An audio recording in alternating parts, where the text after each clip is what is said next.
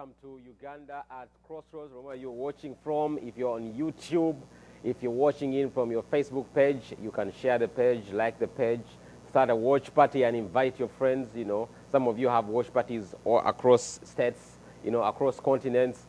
This is Uganda at Crossroads, and we're talking about nothing but the country of Uganda, the current status quo in the country. My name is Moses Mukitari, and as usual, we are broadcasting to you live from the beautiful state of Massachusetts here in the beautiful city of Boston, or we are actually located in Waltham.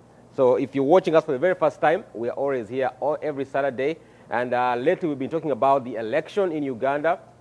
Now we're talking about the aftermath of the election in Uganda. Today, we shall give you an opportunity to call in and give us your views. That will be at a time when we shall have, we shall be telling you when to call in, and the number will be on your screen to tell us, you know, what you think about Uganda, what's happening in Uganda. There's so many, you know, the number of kidnaps, you know. You've heard about the government, you know, banning all foreign aid coming in through several organizations. You know, there's so much going on across the country. We also have the petition of Mr. Robert Kyagulanyi, which was filed this Monday. So the country is looking forward to how that petition is going to unfold. Will there be a landmark ruling that everyone could be anticipating or waiting for? So the number that we'll be calling later on, not now, you'll be calling in once we open our lines. If you're outside the USA, it's going to be +1 978 2214718.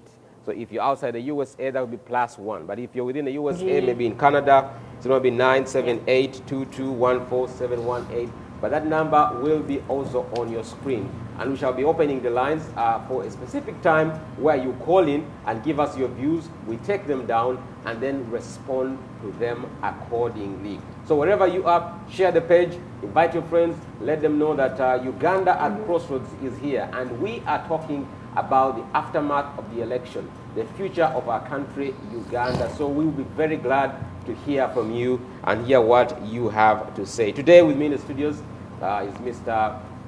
Kapalaga and Sarah Joy. They are all from the National Unity Platform, and are going to be discussing with us more about what, you know, is going on with Mr. Robert Kyagulanyi in Uganda, you know, what the role of diaspora is in terms of the aftermath of this election. And there's been so much talk about what can Ugandans do to protest and have their voice heard in regards to recently concluded election. So all that is going to be discussed today.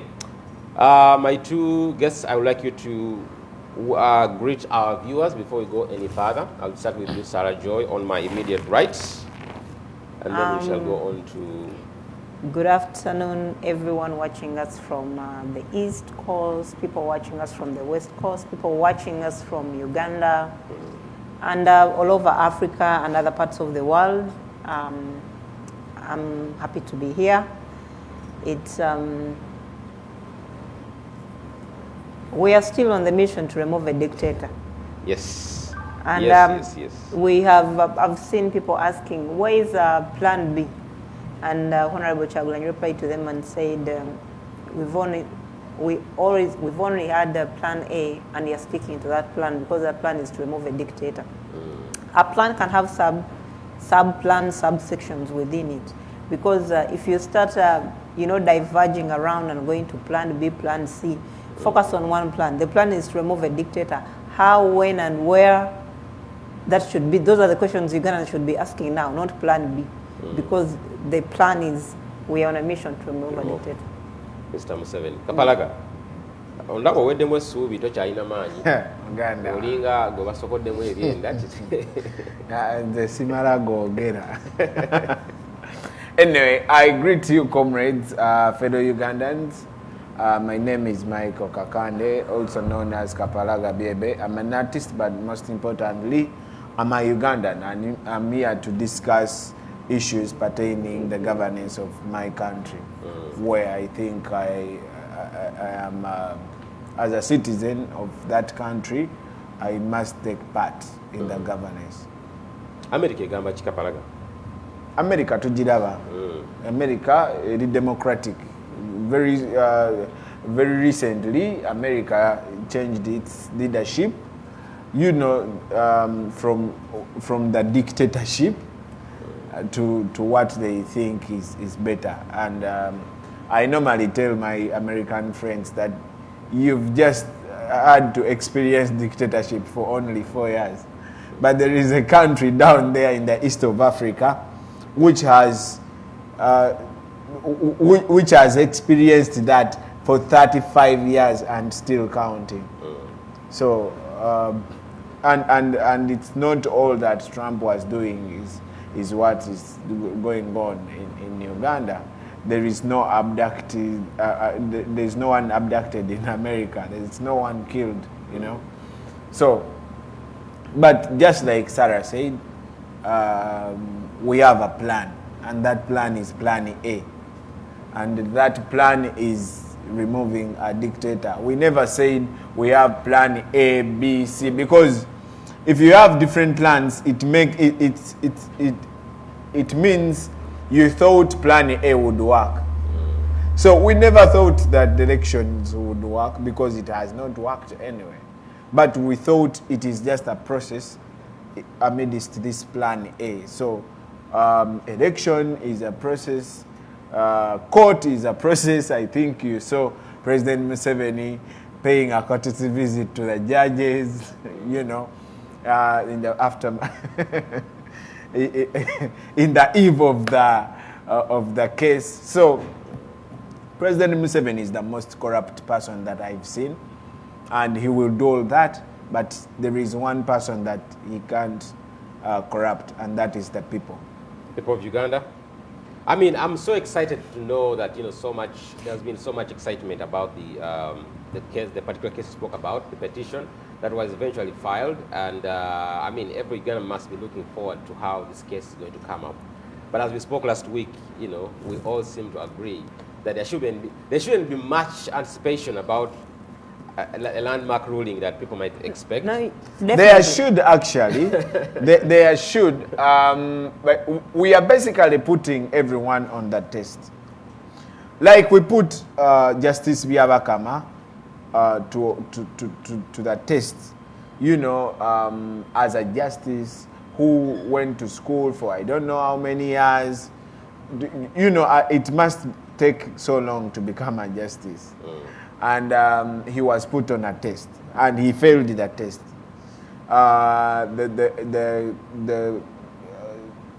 The security organs were put on a test. They failed the test. And now we are putting the judges on a test.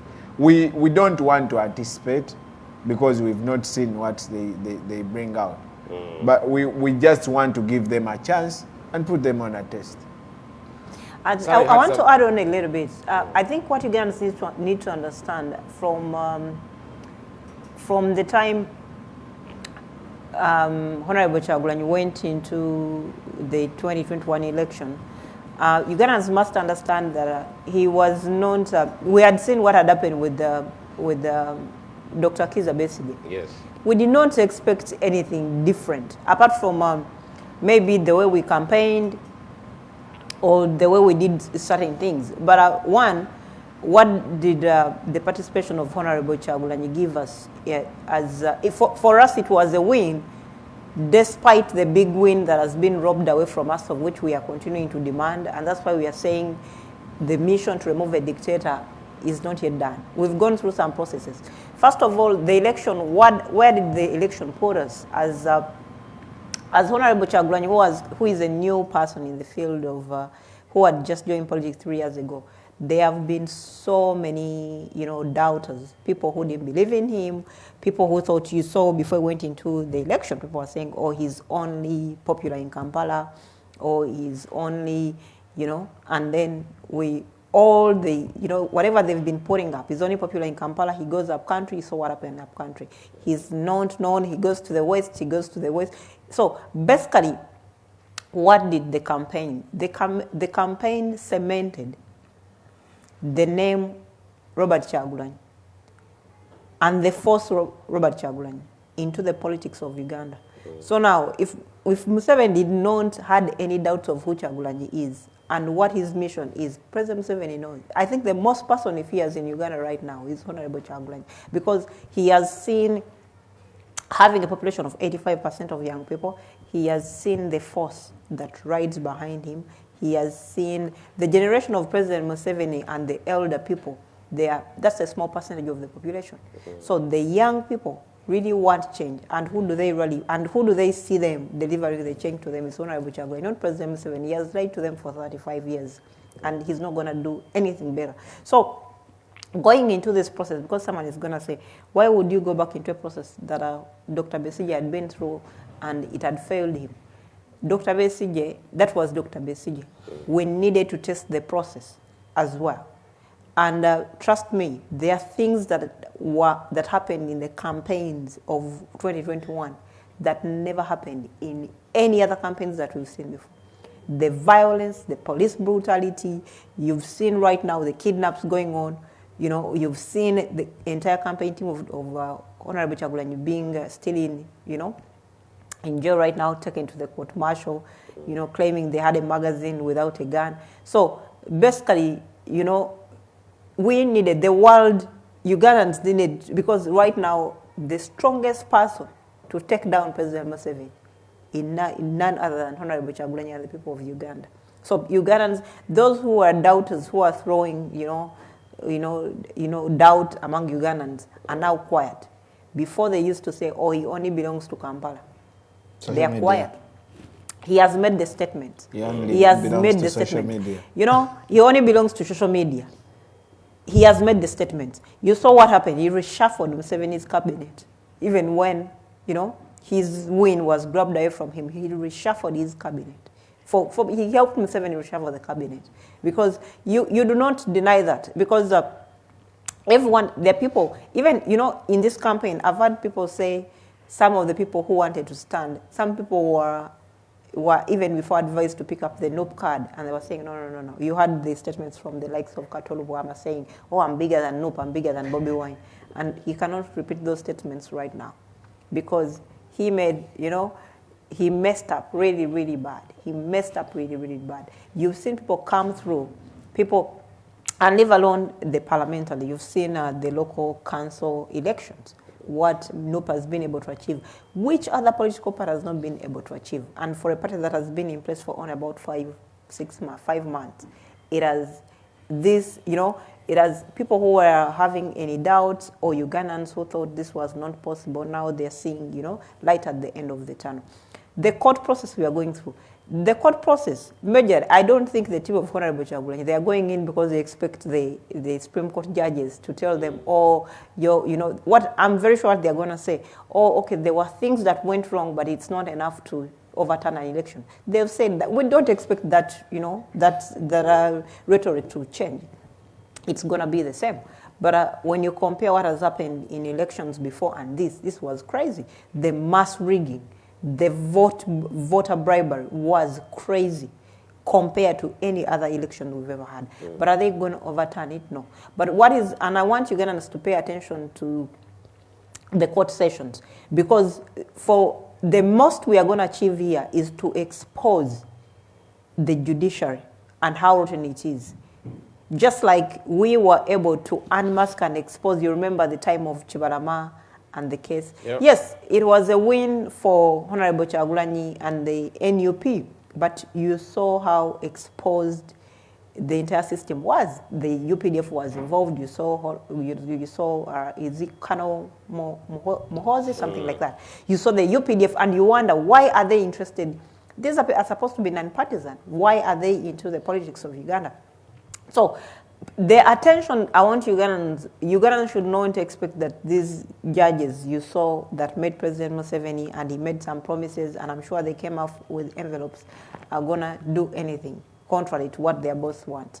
But you should pay attention at how much we are going to unmask, at how much the rigging happened, at how much the team of lawyers from NUP, how much they're going to put out there for Ugandans to understand that this is how rotten the system and this is how rotten the government is, and this is how the dictator has deeply rooted itself. So that is not going to change. But we need to go through that process again. The final process of how we are going to take down Museveni, it's not going to be an election. It's not going to be through the court system of which he elects himself. You saw how Basaja, you saw how Biabakama, even on national television, Byabakama was asking, are these the right results? He didn't even know what he was reading. He was being given, because as the driver of this entire election campaign, he should be knowing the figures. He should be knowing, So basically, he was being given figures, and he was meant to read figures, of which he was like, is this true? He was also doubting. He couldn't even believe these figures were coming in. So at the end of the day, we must understand, Ugandans must know the final, entirely how we are going to get the change we need. It is not going to be through an election, because you've seen not having an independent electoral commission, the one that is chosen by President Museveni, having the military and the police being key players in an election, yet they're supposed to be partisan, non-partisan. You saw entirely that these people work for President Museveni, the police, the army, the way they handled Honorable Chagulanyi and the other people.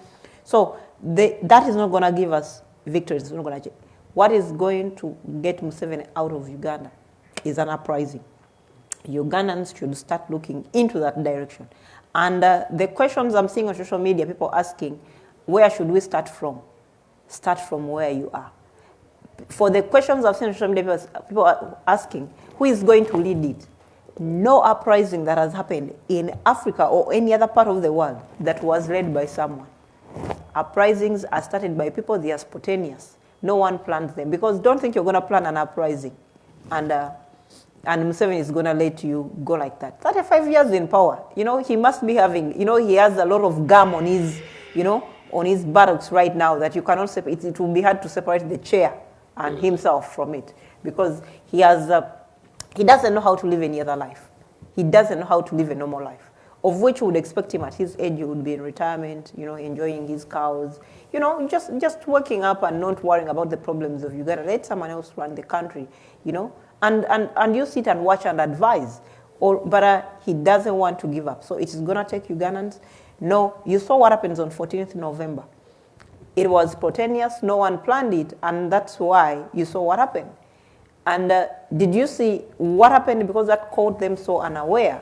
They prepared for the elections. You saw what happened in Kampala. They got all the Mambas, all the fighter jets, everything was in Kampala, because they were preparing. The 14th caught them very unaware. They didn't know it was going to happen. So if Ugandans want change, the next step would be, the nearest step to kicking out President Museveni is going to be an uprising, and don't sit back and say, oh, we are waiting for Honorable Chagulanyi to start it. I've seen Joy in the US. Exactly. I've seen people say, oh, what is Namboze doing? Oh, what is Segirinya doing? Those are very few people to start an uprising. You need, basically what you need on the streets of Kampala, you need 1 million Ugandans for an uprising to happen. It's now coming close to 1 month after the election, and it can happen anytime. And we have not had any single protest. I don't think a protest is gonna be determined by when did we have an election. Why hasn't it happened? It can even happen today. It can even happen tomorrow.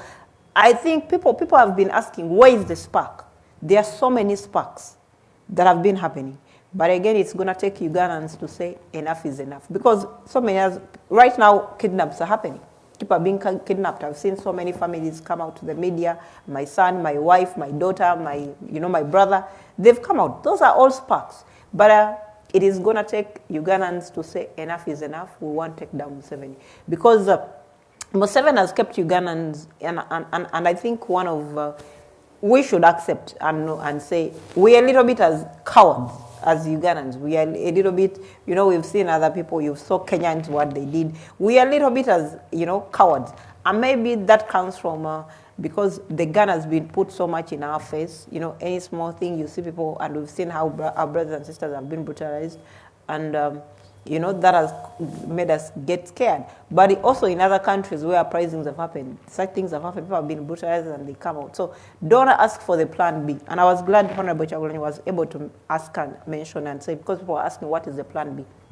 He said, our plan has always been plan A, and our mission is to remove a dictator. If you start having all the diverging plans, plan B, plan C, plan C, you're going to lose focus. The plan should be to remove a dictator. And how you remove a dictator, you've gone through all this, because all these processes are going to expose for people to, for everything to sink in, for everyone to understand and know that you cannot approach Museveni through a court system. You cannot take him out through through an election, and how massively he was able to rig that election and you know, and give himself a win of which he did not get or does not deserve. So the other thing, after all those exposure, because Honorable Kyagulanyi is exposing to you and showing you ABCD is happening. So the final thing is going to be Ugandans who are tired, who have lost hope, to come out and say, we want our country back. Yes, we are not going to take away the fact that people are going to say, oh, people are going to be killed. Yes. In an uprising, definitely some people are going to be killed. We know that. But what's the difference? I saw Honorable Dombo. He was saying, someone asked, they want a program, and someone mentioned what kind of country where the government is killing it, people celebrate the killing of other people because, you know, that's what is happening. And he said, oh, even Jesus died on the cross. Those are government people who sit in a... These are people who are saying, they are saying, oh, the killing is okay. They don't care about how many Ugandans are being killed. The killing is okay because it's not happening to their children. Yes, we are not saying people are not going to die in an uprising. Some people are going to die. Some people are going to die. But 1 million, these people cannot kill 1 million Ugandans. Definitely not. The most they will kill maybe 500 people. They cannot kill, because look at, and we've been looking, people are saying, oh, you're instigating, you're pushing people to do all these things. But look at the entire security military force. Military police is 60,000.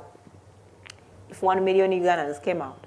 And don't start from, people are saying, oh, where should we start from? Start from Kampala Road. Because why are you starting? They started from far. They started from Luwero and took them all 5 years. We need Museveni out like yesterday. Kampala Road is where we are going to start from.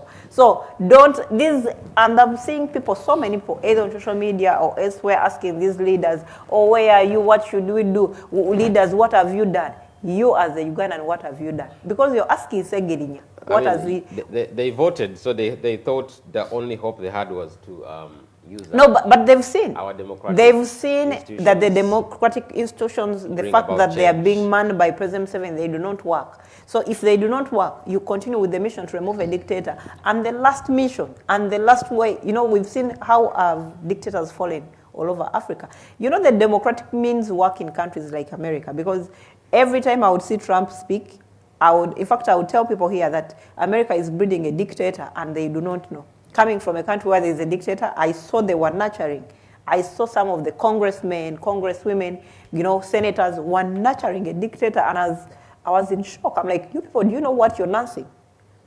This 10 years, and you had him at some point, he was talking of a third term, and I'm like, oh my God. A person who's embracing dictators like Putin, you know, the guy of Korea, North Korea, and the beauty with a system like America, they have systems that work. The electoral bodies are completely independent of the sitting government. As much as Trump he has dictatorial tendencies that in him, and he wanted, you know, and he was really showing that he's a dictator, he had no control over the election. He does not man it. He does not organize it. So the systems, the democracy in such countries is so grown that someone else who is so independent is going to, in fact, it's more of states run the elections in America. They announce their results. They announce their results. Regardless of whether Washington is happy or not. Or not. So states man the elections and announce the results, and they control, even they print the ballot papers, they control the systems that vote, they control the mail-in ballots. So even if as much as you saw even the insurrection, even if, as much as Trump tried up to the last minute to stay in power, it was impossible. The American people had spoken. But that happens because they have which democracy. won't happen in Uganda at this point. Exactly. It cannot happen. So the final thing that is going to happen is at least the minimum you need, 1 million Ugandans on the streets of Kampala. They don't have to do anything. You don't have to be 1 million Ugandans come and sit. Close up the streets of Kampala. You don't have to be burning stuff. You don't have to be, but come out. Definitely, the violence is not going to come from the 1 million Ugandans. The violence is going to come from the police. But remember, there are 60,000. 60,000 versus 1 million. Man, and most of them are oppressed, they will get scared. So stop asking for plan B, C, D. The only plan is to remove a dictator, and the final straw to remove a dictator, and what we've seen how other dictators have gone around the world are uprisings. Kapalaga, is it right for someone to say Ugandans, a certain section of Ugandans has conceded that there is nothing that is going to be done to change power in Uganda? I mean, as I said, it is now coming close to a month. People are seeing, yesterday, on Thursday, they announced that school is opening, Senior 3, Senior 5, and Senior 5, Senior 3, and P6. They're going to start school. And it seems like it's changing. People are moving into a different trajectory now. You know, the government is trying to move in a different trajectory. Should it be right to say there's a section of Uganda now that has just considered the and said, I think it's not worth it? Moses, never underestimate a silent person. Even in our daily life. If you see as a person who is silent, he's actually more deadly than a person who overspeaks. Now, I think the government of Uganda should not mistake the silence of Ugandans to have considered. Because even President Museveni himself knows that he did not win this election. And President Museveni knows that he's going to be removed. And President Museveni knows that Ugandans are not violent. Ugandans want to remove him through the constitutional means, and that is what is going to happen. That is why we are going through all the processes that the Constitution provides. We went for the elections. We are now going for the court. And yes, the Constitution provides for a protest, a peaceful protest. The Constitution provides for that. What President Museveni and his team should be worried about now is the fact that every Ugandan is crying. You know, there is abduction everywhere. Uganda is number 24 on the fragile state index. Uganda is basically a failed state. And what I want to read for you what a failed state is. I will use her phone, sorry. Right, I mean, as you check that. Yeah, I just wanted to show you what a failed state is. A failed state, or a fragile state for that matter, is a political body that has disintegrated to a point where basic conditions and responsibilities of a sovereign government no longer function properly. I think, Mwami Mukitale, you've seen soldiers contradicting, like security personnel who are supposed to protect the people and their property, making contradicting statements. The chief of police says he doesn't know who is abducting people. I saw, I don't know whether he's still a colonel or General Klaije on TV. Felix. He's an ambassador. He's still in the army. Yeah, I don't know whether he's a general. But he was saying, well, I also don't agree with abducting people. We don't know about these cars. But Ugandans are being abducted. Yes. Ugandans are being killed. And the security that is supposed to give them security is saying we don't know what is happening. So you wonder, is there another state inside Uganda? Is there another, because you could be a state inside another state. So that is a simple indication that these guys are not in charge. If someone is operating on their own, probably, you know, those cars have now become famous, the drones. They and all over Facebook and social media, people are instigating that drone ijirabe duka obachoma. But to add on what, just to throw in before he completes his comment, the drones, they say they do not know that people, or they are being used for abducting people. They are only abducting people who oppose government. That is very key. We've not had people from the NRM being abducted. It is people who are opposing government who are being abducted and taken into these drones and made to disappear, and their families are crying. And all these people are being, there is one single case that they are putting on everyone that they are abducting. That is to someone who has a chance to be presented to court. Which court? The military court. The military court. And they are putting I hear you put on a red beret, like this one, on 17th November. And over 3,000 people are rotting in jail. This is what happened in 1980s. Actually, Obote was against Museveni, who was bombing petrol stations, who was bombing, and Obote had to react. President Museveni is dealing with the people who are just putting on a beret, and he's doing whatever he's doing. Now, that is why I'm telling you, Uganda is a failed state, and it is, if you can even search the fragile states, it's called the Fragile Index. We are ranking there. So Uganda is number 24. I don't even know who did that. I think Uganda should be a little bit up. It can't be number 24. In regards to the kidnap and the abductions, there was an estimated number that was given by Mr. Robert Chagulanyi of around 3,000 people, party members, who he said across the country that have gone missing. But police came out this week and said they are only aware of 31 missing cases. 31 missing. And Lokech said he's not whose whereabouts they are yet to establish. And Lokech said he's not actually aware that people are being abducted. That is Lokech. The deputy so where do they get the numbers IGP. His mandate is to give protection to these people.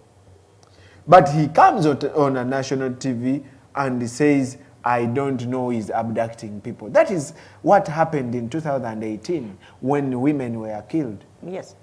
And the people, some of them who have been able to get a chance to come back after being abducted, they are badly beaten. I was seeing a gentleman in the hospital, he was abducted, and after 5 days, he resurfaced badly beaten, he's in the hospital. Our constitution clearly says, if someone probably committed a crime, you have to go present yourself to him.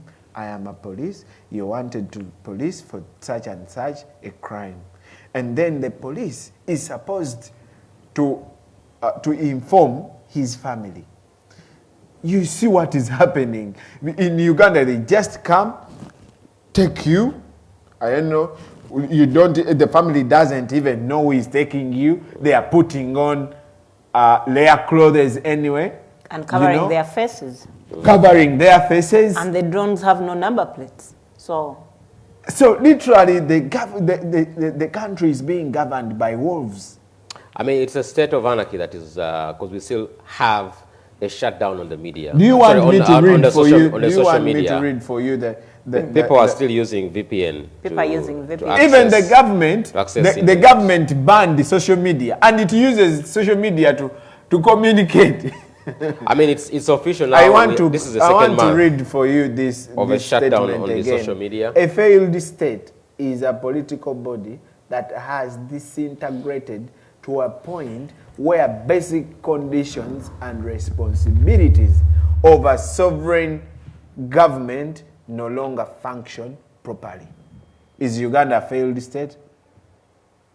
Mukitale, I'm asking. For long we have asked that question, but it keeps defying the right answer.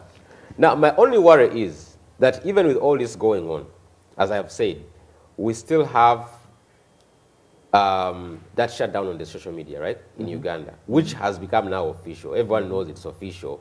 It is illegal. Okay, government said even using VPN is illegal in Uganda. Yeah, and they want to gazette it for the army, I hear. They are going to clamp down on whoever using VPN. They are jokers. So that is on one side. On the other side, we are still having, like this week we saw the government came out on the January 2nd, no, last week but one, January 2nd, and they suspended the operations of the European donor-funded Democratic Governance Facility, that's DGF, because government, according to sources, they say that the government was concerned that the money is originating from foreign sources is going to end up financing campaigns of people like Bobiwine and the others to overthrow Mr. Museveni.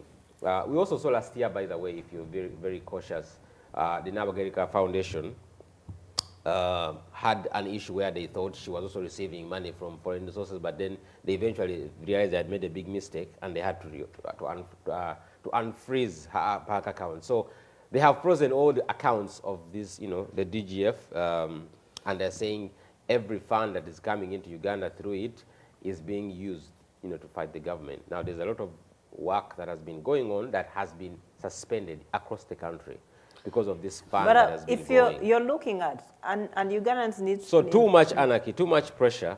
Ugandans need to understand that President Museveni has given up on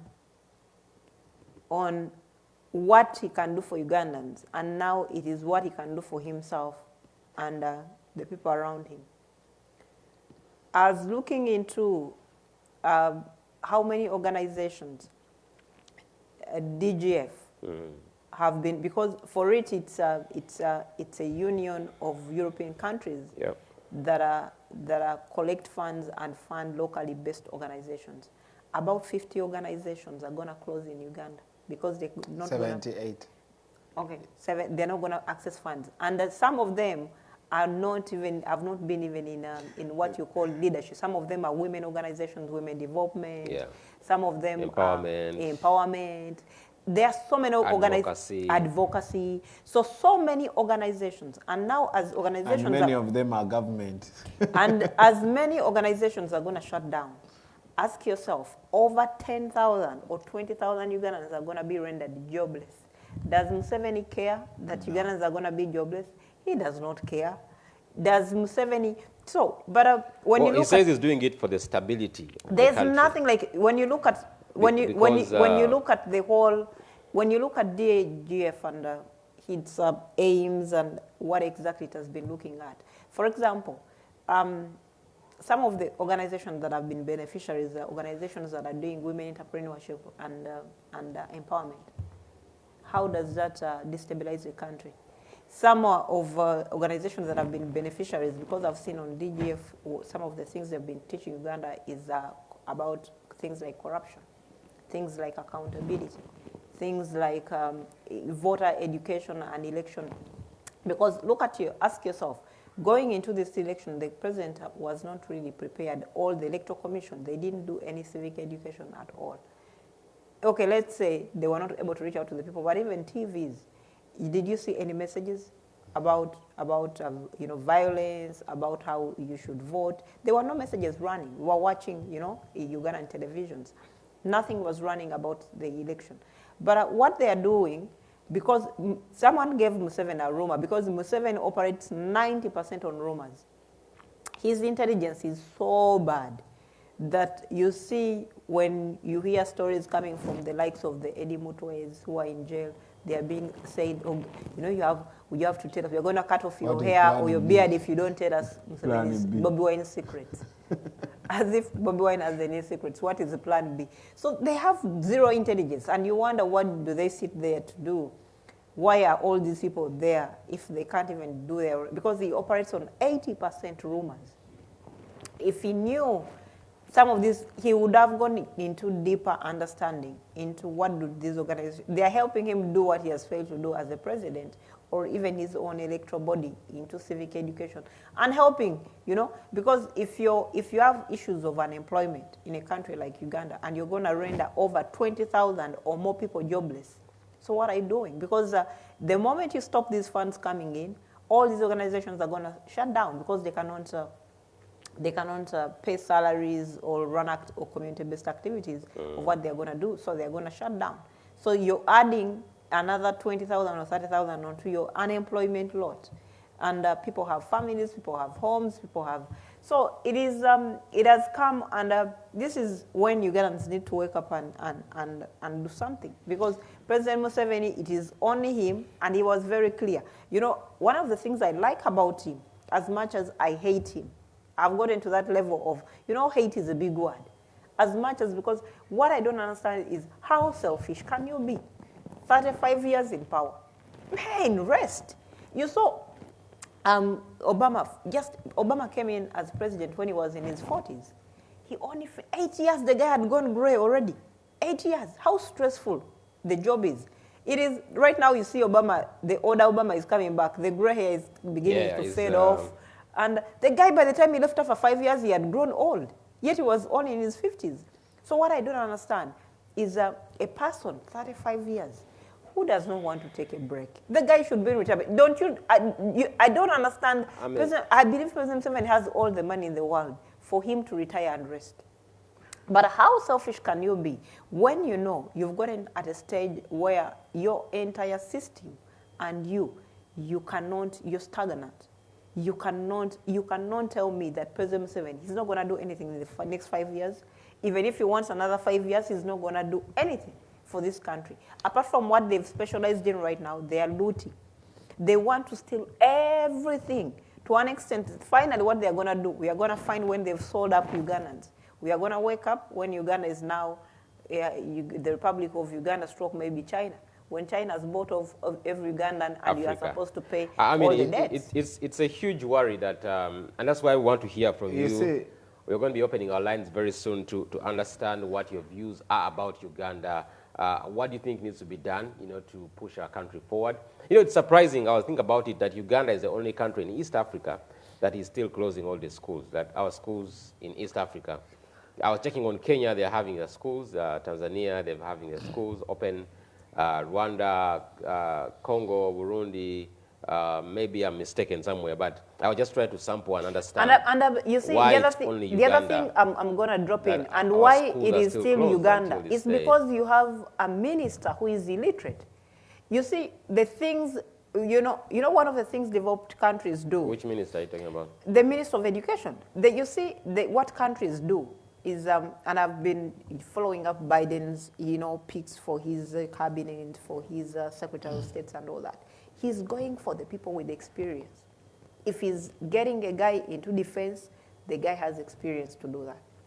But it is only in Uganda where you find the minister in charge of education is a senior, primary or senior plus dropout. That woman never stepped in any university. She graduated from Makerere by proxy. She never attended any lecture room. She never did any teaching practice. She has no experience of running a full ministry, a very important ministry like education. Even a simple office was given to run Karamoja. What did they do? They depreciated they got all this, after stealing all the gold they could from Karamoja. She had to leave Karamoja. So when you get someone as incompetent as the first lady, and you make her a full minister of an important, ministry like education, what do you expect? Because if that woman was smart, or if she had a smart team around her, they would have done research to tell her that even in countries that have been badly affected by COVID, COVID is not among the children and the teenagers. If they are going to get it, they are just symptomatic. But the crazy, and I would say stupid thing for her to do, you open up a few classes and you leave the rest. So the ones you've opened, can they take COVID back home? Because not every child is in a boarding school. If you've opened primary 6, you've opened senior 3, and opened senior 5, that means the ones you've opened are going to take COVID back home. But have you thought about the kids staying back home? Has she even thought about how many teenage pregnancies are going to happen from kids being that's what I was going to say, because teenage pregnancies that are going to happen. The rise, and it's on the rise. The kids have taken a year without going to the school. Countryside. They do not know even COVID when it's going to end from their side, because they don't even have the vaccine yet. So do they know? When you take off kids, they've wasted a full year without being in school. This would be a very good time, fresh beginning of the year for them to go back. Do they know how much the kids are going to be affected? Are they ever going to be able to get back into the study mode of going back to school after, I don't know for how long they are going to be, you know? I mean, they said... And they don't have... Until the government decides when it is safer, and then they will when open is it up. going to be safer? Because they don't have an alternative. But what I hear from you, you're going to call in. The number is going to be on your screen. We'll take a few calls once you start calling, and then you'll give us your views. You're talking about... Yeah, what I wanted to talk about is President Museveni will not care about anything apart from that which keeps him in power. The institution that we've just been talking about is democratic governance. Democratic governance. President Museveni has only held elections because they cement his dictatorship. You know, he's an elected dictator. So, if at all these people want accountability, he will not allow that. He would rather thousands lose their jobs than him giving accountability to these people. I'll tell you for a fact, our parents had a subject called civics. Do we still have civics? I don't know. Civics was meant to, first of all, create leaders, okay? And then make sure people know what is happening in their country. We don't have civics. I think you've had President Museveni bashing political education. Because he doesn't want people to understand how governance takes place. That is why he's so mad with Bobiwine, because Bobiwine has done that civic education to make people become more assertive and more involved in the governance of their country. President Museveni has never wanted that. That is why he has kept us, you know, drinking, he has kept us dancing, he has kept us... And he's closing the bars. He's only telling us, you see, you can sleep. Mweba kakutulo. And that is all we have to talk about. Yep. I think you saw his recent address. He told people, elections are done, go back. To doing what? To your normal life.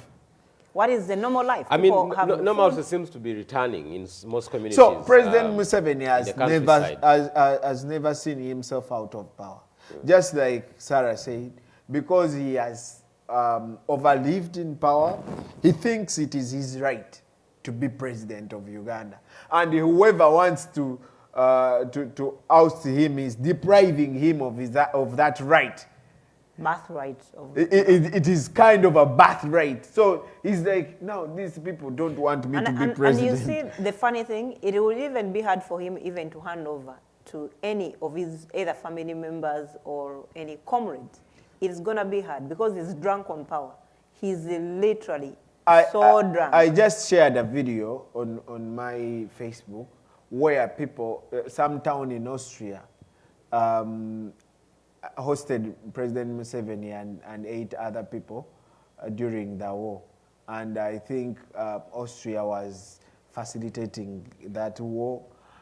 And when they realized that the rebel that they had been hosting is now president, I think they read the New York Post. They were so happy. And President Museveni went and visited them as a president. He promised them that he would come back retired. They've been waiting for that for 40 years.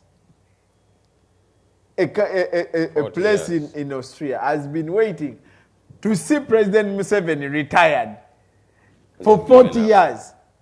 Now, just imagine how many people have died during that period. Because he's not honest. He has not been honest to himself. He's not honest to Ugandans. And this time around, Ugandans have shown him that, boss, we are tired. And the number of people who came up to vote is a record turn-up. Like literally around 10 million, over 10 million people came out to vote. You saw the registration forms had an increase of around 4 million people.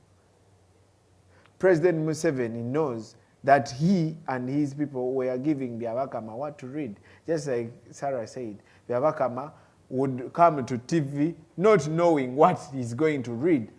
The head of the Electoral Commission, we saw him asking, is this the right number? I mean, that's the state of the country. I mean, because we didn't have any internet, so he had to. So I want to pose this question to you, Mr. Mkitare. I want to pose this question to you, Mr. Mkitare. Is Uganda a failed state?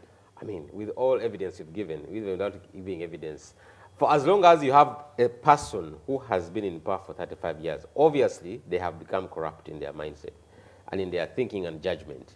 There is so much, as I told you, people laugh at Uganda and Kenya. They say, you guys, you're just a joke, you know. We don't understand how you can tolerate 35 years. We feel even 10 years is long here in Kenya. I mean, it's something that I feel Ugandans have got to a point. It's like when you're sick, you have a sickness and it is on you for 30 years. You get, even when I tell you Kapalaga, no, but you see, people keep saying, people are becoming complacent. You know, people are getting used. They're like, but you see, we can't do anything right now. We can't do anything. We can't change. You know? Again, the giving up. If Ugandans want to give up, the giving up is going to affect, because if President Museveni came into power, the majority, because 85% of Ugandans are below the age, they're 40 and below. So even those who are from 35 to 40, they were kids. They were between the age of 1 and 5 or 4 when President Museveni came to power. So that means they literally, a child of that age doesn't know anything that happened. If you tell that child to tell you anything about the war, they know nothing. They were babies, they were young. They don't know, they cannot recollect of what happened. So it is 40 years of President Museveni, and and look at how many youth that have been deprived. You do not know what it means to go through school. Most of Ugandans are educated. Ugandans have been able to go through the education system of Uganda. People have sold land, people have sold property to see their kids through school, and what are they doing now? They are jobless. It is in Uganda where you find, I was watching a clip by some reverend father who was telling people that before, a widow it was very easy for a widow to take care of her 10 kids after the loss of the husband. In the Uganda where we live today, 10 kids cannot look after one widow. And that is a fact. In fact, what they are doing, the 10 kids are planning ways of how to kick out the widow from the small piece of land she has, so that they can grab it, so that they can sell it. They can sell it. You see, so our lines are open, and there's a number on your screen. This you can is call where in and give us your view. I watched that video more than once, and it was so enlightening of where we are, and Ugandans need to reflect on, because before, I grew up as, my father died when I was young. I grew up as an orphan, and I saw my mom manage to educate all of us. But tables turned, and this guy was speaking to me. He's speaking to me from the heart, and I'm like, how many families are out there where a woman or a man has managed to take her kids to school, but now the kids cannot even take care of the parent? That at this time, those are the old women you find fending for what to eat, yet they have kids. And that is the majority of Ugandans. And do you blame the kids? The kids are kicking their parents out of the properties, the small piece of land, they are selling it to buy a border only to be hit by a hitman, and the border is gone and you're dead. So everything is lost along the way. So, but President Museveni, at this point in time, it may be right. He may feel he has control over everything. But I'm telling you, he has pressed the nose so hard that I'm telling you, when President Museveni is not going to live forever. If he does not go through any other means, natural calamities are going to befall him. President Museveni, one day he will die. He's not going to live forever. But I'm telling you, his entire legacy, him and his family, is going to be destroyed. I am telling you, you will never, Uganda is going to get to a state where even mentioning that you're related to Museveni, or you come from, basically he has not only destroyed for him, but people from the West. Because after all the things he has done to them, and you saw what happened on Honorable Chagulanyi's campaign trail, everyone, people who are involved in everyone whose name was named in either throwing a grenade or tear gas canister was from the West. He's really alienating people from the West to an extent. They are going to get to a stage where people from the North, people from the Central, people from the West, from the East, are going to look at them as the people that harbored, nurtured someone who has made their lives so uncomfortable. And this is going to sprout from so many things. When you look at everywhere Bobiwine went, you never saw any other person from any, you never saw any Mutumba, you never saw any Musoke, you never saw anyone from from any other tribe, or people from the North, West, East, or East, manhandling and brutalizing and beating up these people. It was a group of people from the West. So, as Museveni is doing all this, he should know, he's also bringing grounds for a civil war, where people in the West are going to have a problem, and he has created it. And the people from the West and those who have the power, a very few of them may feel comfortable, because I know definitely not everyone in the West is comfortable. Most of them are suffering like any other Ugandans.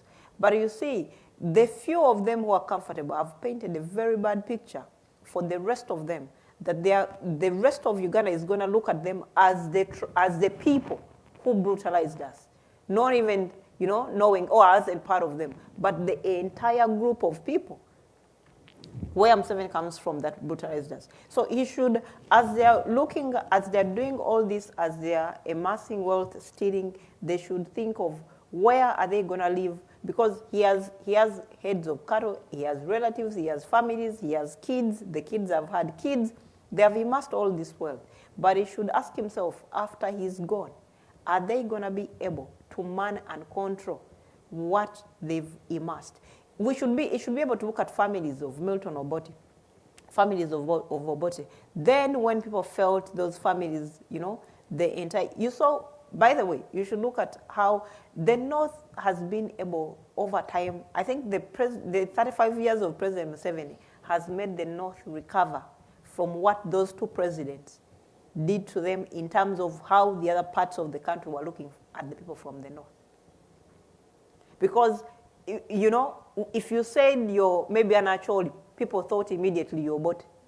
If you said you're maybe a Langi, or if you're from Western, people thought, this must be someone from Amin's family. And these are psychological things that grew up in people's minds, and stories start happening. So this is after 35 years, and the North has cleaned up itself, because the North has recovered from that. It is going to go to the West. When they are going to recover from that, I do not know. But who has caused it? Selfish leaders who do not want to leave power, and they are using people from their own, small circles to brutalize the rest of Ugandans. Because at the end of the day, when you parade all the people who manhandled all the other campaign agents, they were from one tribe. They were from the West.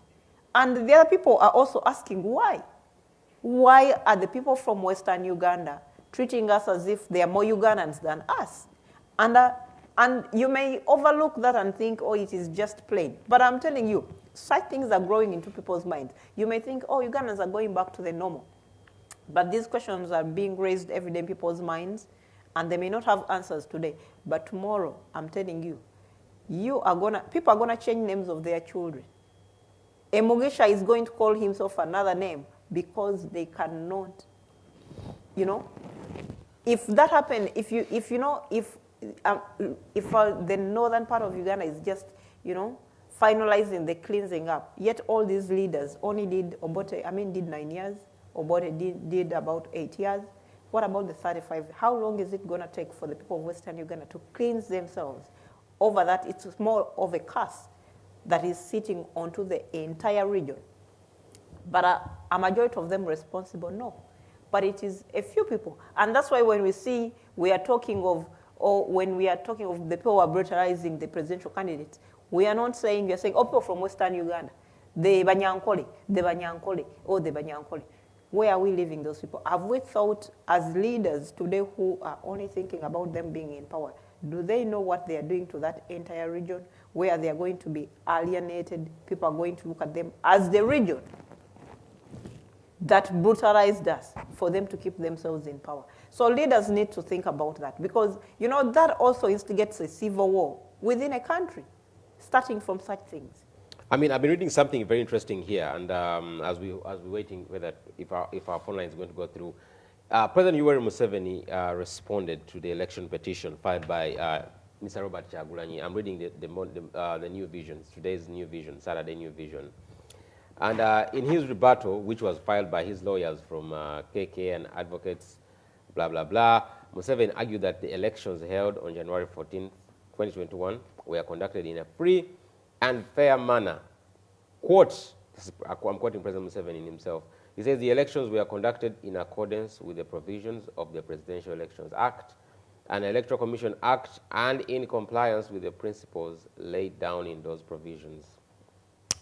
And therefore, he doesn't see any ground under which the elections can be overturned. He says the elections and the governance as pleaded in those paragraphs, whatever is given up, of course the first respondent is Mr. Museveni, and they are saying that there is no evidence enough that can be given as to overturn Mr. Museveni's election. So this has been submitted also to the Supreme Court as a rebuttal to Mr. Robert Kyagulanyi's petition that was submitted. So we are waiting to see on that, but it's an interesting piece. If you want to go and read about it in today's New Vision, you'll find Museveni's response to Robert Kyagulanyi's election petition, in which Mr. Museveni is giving all reasons available to prove that the election was free and fair, one, but secondly, that the results that were announced were the actual results that were, coming in from the communities, that took part in this election. Kapalaga, as we coming to the end of the show, what are your fears currently? My fear, as I began with, was that the country is moving into a direction that is bringing back normalcy. I saw that they brought a new Airbus, was it Airbus, that was ushered in this week, and Ugandans were, excited about the progress the country is making. There have been steps made. I told you about what is education. They're going to open schools for some sections. What are your fears in regards to the momentum that we felt should be coming up right now? Because once we go into 3 months, 4 months, in all due fairness, people begin to think maybe we need to give up now. We need to give up. You have any fears apparently for yourself? I mean, you are a diehard, but do you have any fears within you? Before I tell you about fears, I want to just inform you that we apprehended that case, and there is some more addition that we put on that case, and we are waiting on the reaction of all those people who are taking part and parcel in the case. So that's why we can't have the date for the hearing, because we have a lot of evidence, and overwhelming evidence. Overwhelming, and the Constitution allows you to amend the case and include other evidence that you had not put, and we just did that. Now, about fears, Mr. Mukitare, the country is not driving to normalcy, like you said. Well, the country is being forced to normalcy. That's the direction that is going now. The country is being forced to normalcy. And that is so difficult, because you're not just going to tell people that elections are done, now you go. No. People exercised their right to vote for a leader that they deem and feel they love. And you can't just steal their victory and tell them, now you go. That is not going to happen. Well, that's what they were told. As part of driving the country to normalcy, I'll tell you that the government of Uganda had spent over $2 million to bring Mama Awards. I am an artist. I love being nominated. I've ever won, I won an award in 2018, Best Contemporary Song of the Year, Omwana wa Mama. And the way I felt was, I've made it. You know, I have an award to my name.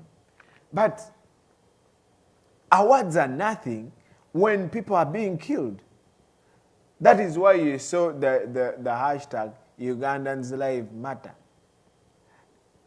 And this is basically what is happening. The Mama Awards are not going to happen. Not because the government wants, but because people are saying so. People tweeted and told MTV-based Africa that, hey, you're bringing awards to celebrate what? We are being killed. The biggest artists cannot freely walk. Some of the artists are incarcerated. They are being laid within the court martials over nothing. And you're bringing your awards here? No. And the MTV-based Africa had to listen to the people. That is why I'm telling you, the people have the power.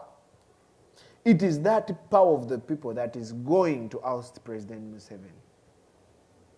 So I am appealing to all of you Ugandans that the battle is now on Twitter. Everyone open up a Twitter account and look out for those tweets that are pro-Uganda or anti-Uganda and tweet as accordingly. We have, I know you are going to ask me about the diaspora. We have a concurrent, we have a working meeting that happens every night. Every night we are tweeting, we are sending messages.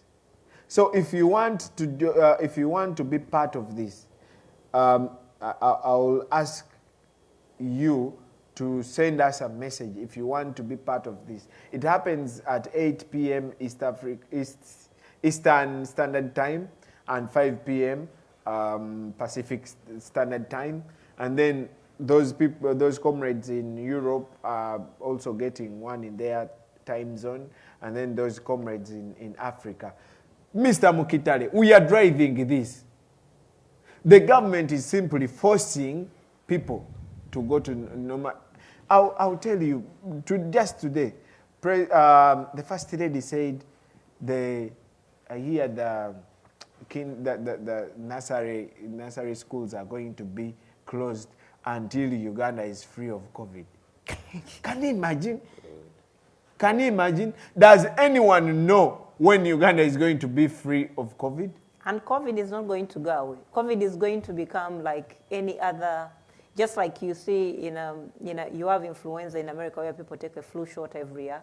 That's how COVID, the scientists, the people who understand science. It's just the silence of Ugandans about all these issues that beats someone's understanding. They are not silent. As I said, for so long, Ugandans have been used to this kind of dictatorship. Yes, you see, being governed for 35 years. In doing anything. Sometimes you think like human rights violation is normal.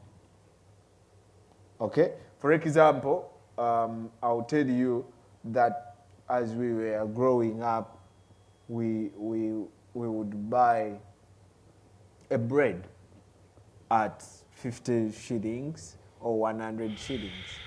Oh, okay, let me talk about a razor blade. We've always bought a razor blade at 50 shillings. Today, a razor blade could be like 200 shillings. There must be reason, and there must be an explanation to that. They don't explain, they just raise the price, and people are used. That is the problem, and that is why President Museveni hates Kyagulanyi. because Kyagulanyi has done that role of awakening Ugandans to make sure they take part in whatever is going is happening in their country as pertaining to governance. The prices should not just go up like that. We have to, there must be an explanation. The people should not be just killed like that. There must be an explanation.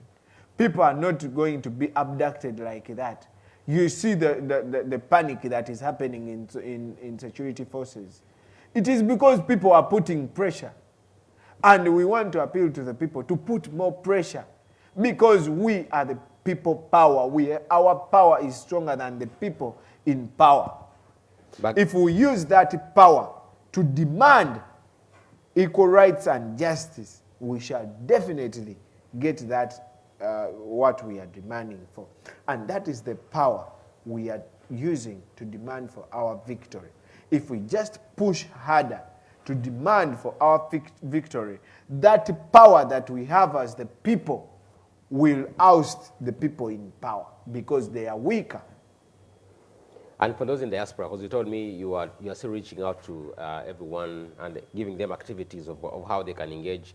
Let's say someone is watching in from the Middle East. Maybe they are watching in from Dubai. Apart from Twitter, as you said, is there any other activities that you have that are going on online they can join in? Yes. Like meetings? Yes, we have, like I said, we have working meetings every night. And we are trying to establish those in the different time zones. Because, of course, the time in North America is totally different from the time in Europe, from the time in Africa. But first of all, you can do this on your own. Just go to, you just need to open up a Twitter account. If you have one, follow the people that are pro-Ugandans. There are some people who are not even Ugandans, but are tweeting like Twitter about Uganda. People are so easily used to Facebook. Yeah, people are so easily used to Facebook. 200 characters. And yes, so and actually the NRM government used that advantage. That is why I am now appealing to Ugandans to go to Twitter. Why? Because Twitter is official. Any official communication is not done on Facebook, it is done on Twitter. I think you've seen the recent communications from the State Department of the US, from the different senators. All that is because we are tweeting. We are doing some work every night. And I want to appeal to the Ugandans to join that meeting or join, just go to Twitter, put the hashtag Uganda is bleeding, or hashtag visit Uganda, or hashtag free Uganda. We have different hashtags. Or you can simply put Uganda. Then go comment, like, share, retweet, or quote tweet. Whatever you're seeing is pro-Uganda. Then you can just comment on what the Tamale Mirondi calls the Vachi. That word. So you can simply just tweet. I'm telling you, we are getting results. Mama Awards were postponed because of people tweeting, people sending messages. We are sending messages every day to the senators of the United States. We want to do that to different development partners. We want to make sure they get to know who they are dealing with, because most of these people have actually signed treaties or how do they call them? They've signed different agreements with President Museveni as a person. That is why him and his people around him are getting rich and richer, because they are signing agreements on our behalf, but they are using the money on their behalf. So we want to make sure these people know who they are dealing with, such that when the time comes, they are not going to ask us for that money. We want them to know that you're giving all this money to this person you're dealing with a person or, at your own risk. Don't ever ask that money from Uganda, because Uganda is not benefiting from that money. We want China to know that as you're giving us all the loans that a year we are going to pay in 94 years, when President Museveni finally goes, we are going to write to them and tell them you dealt with President Museveni as a person, not as a president. Because whatever you signed the agreement for was not done. They have sold the Italian who signed the agreement to build a hospital in Lubowa, we want to make sure she knows what a scam it was.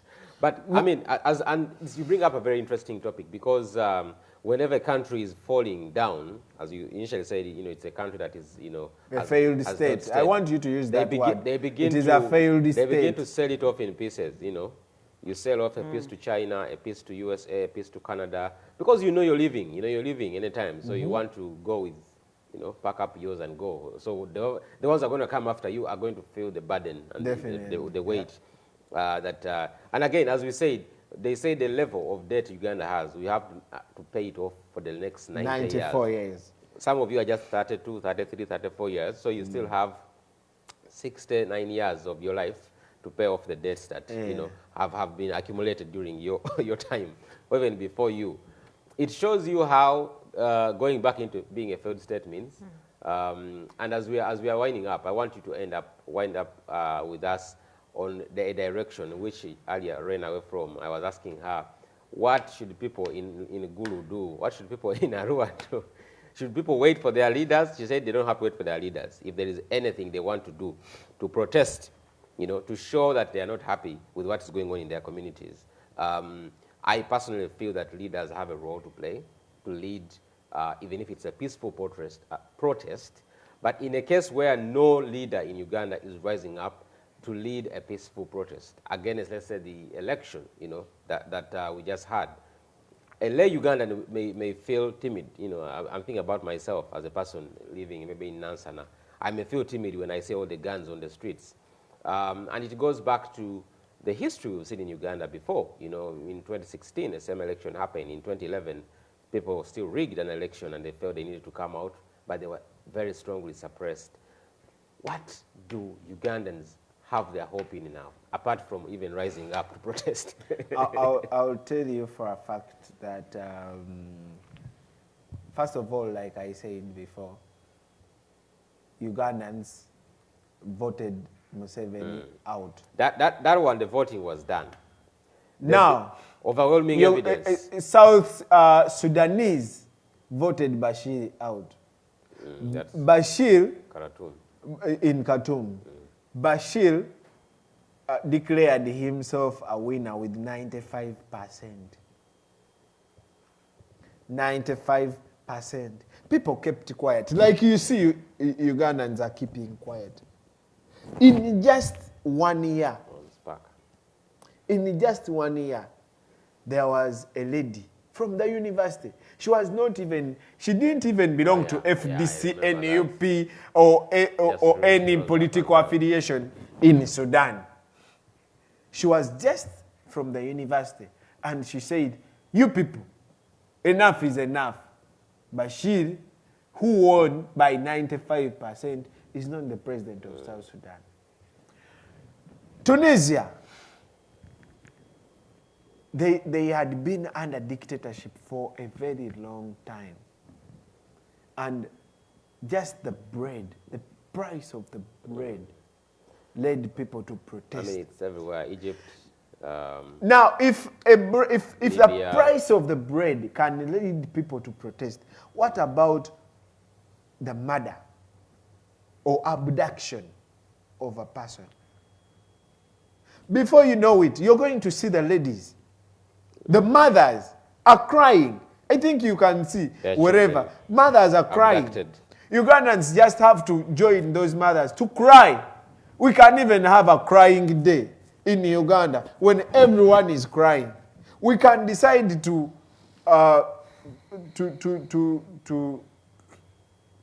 we can identify some products that, you know, Pro-Museveni, and we tell people, okay, I'm not using that. Some people do already.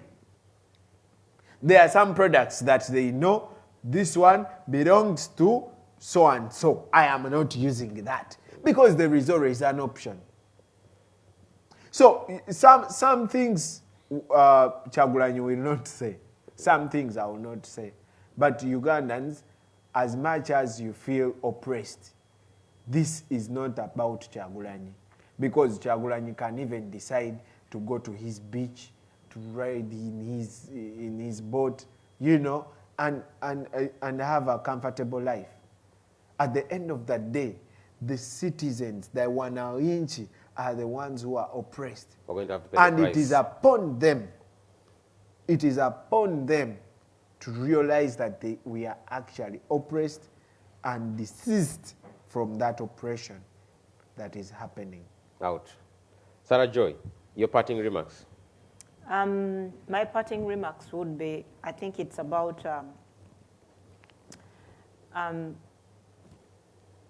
if it's the nose has been pressed so much, and I don't want Ugandans to give up. Because it would have been crazy for you to expect Byabakama to give our an election that was organized by his boss. He would be dead by now.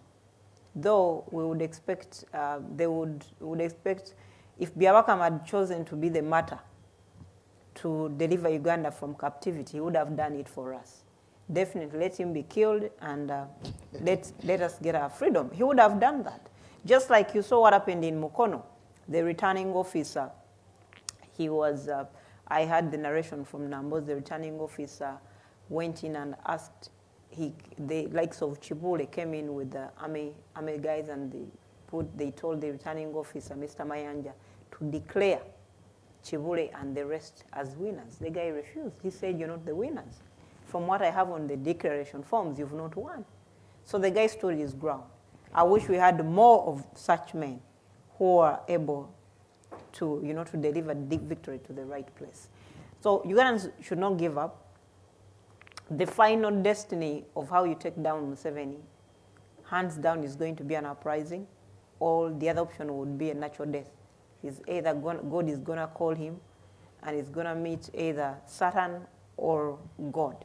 So it will be the two. But since he killed 500,000 people in Wero, I don't know who he's going to meet at the gates of heaven or hell. All those, souls are crying. All those souls are crying. So at the end of the day, Ugandans should understand that the fight is not yet over. An uprising, it may not happen today, it may not happen tomorrow, it may happen next month, but that's the only way you're going to take down Museveni. And we should start preparing mentally for such moments when they happen. Because just like he said in Sudan, Bashir he declared himself president with 95% prior to when the uprising happened. It's a year after. So Ugandans need more, they need more reason. Maybe they haven't gotten it yet, but they need more reason. When you don't have food, when you walk around with your degree, no jobs, when you saw now the land grabbing, the guys have started chasing off people. You saw what happened in Rusanya and other areas. When you lose, you have no job, but even you lose your home where you've been staying and become homeless, so many things are going to push. Because are these guys going to stop? No. Because I think someone sat down and narrated to Museveni that the only way to lead a country like Uganda, make them so poor. When you lead people who are extremely poor, they have no, But the problem is what they never told him.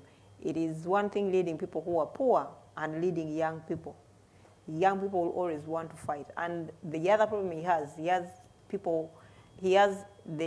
likes of Kyagulanyi. People are looking at right now.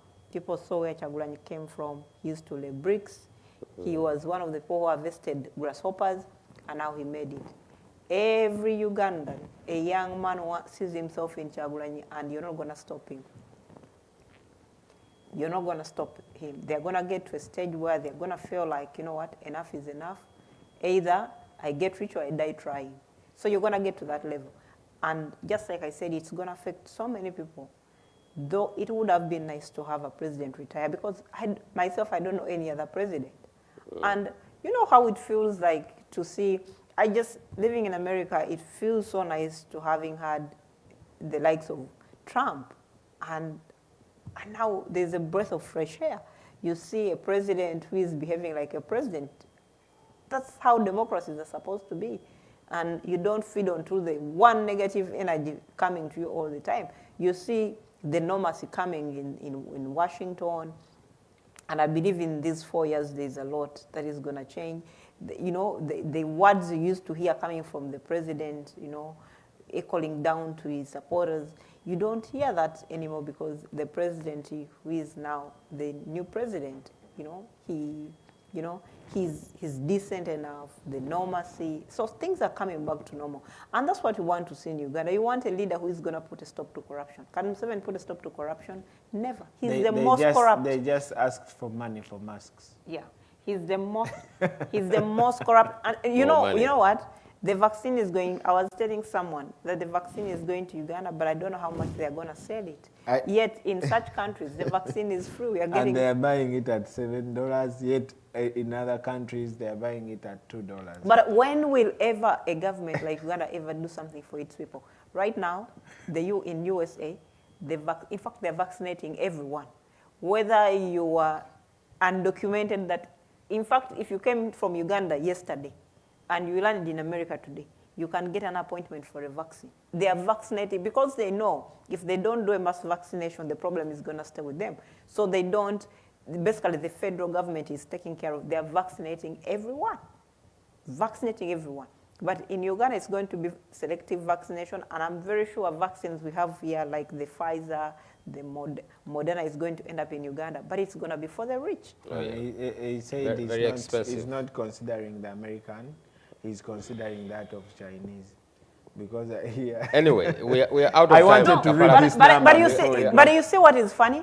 For them, they are going to come to America and take the one from America. Exactly. Because that's the one they trust. All their families. You see, how selfish can a leader be? I am telling you, very soon you're going to see Museveni in America. All they are going to import, some, not a lot, enough for his family and friends, and they are going to get that. So he's extremely selfish, and it bothers me to the core. We are currently fundraising for those comrades who are imprisoned for supporting Kyagulanyi. Like I said, we have over 3,000 Ugandans. The people in Boston, if you know of anyone who is incarcerated, it might be your relative, you can always reach out to Madame Dorothy, the NUP team leader, Boston. Or you can always send us a message. Or if you want to fundraise for that cause, you can use the +1 857 719 4451. +1 857 719 4451. That's on the Cash App. It's in the Cash App names of People Power UG. You can use that to fundraise, or you can use that to send a message. You can send a message if you want to be part of the working meeting that happens every night at 8 p.m. How is it called? EST is what? EST. East Standard Time, or 5 p.m. PST, Pacific Standard Time. Just read the number again. The number is... So they can call that to be part of that meeting. They can also call that number to fundraise for those comrades who are incarcerated. It is +1 857 719 4451. All right. Thank you so much. I mean, if you can, they can also go to your page. Maybe you share that number. Yeah, definitely. So you can go and check on what's your Facebook. I mean, how can people find you on Facebook? My name's but I've had questions people asking. Sorry, you're absent from Facebook. I'll be back, I think, in a week's time. You know this Ndemu Komera, your Facebook. Okay. So in a week's time, I'm going to be back. But I'm following, I've had people in my inbox for asking me here, you're off all your Facebook, the page, the account. Now on Facebook.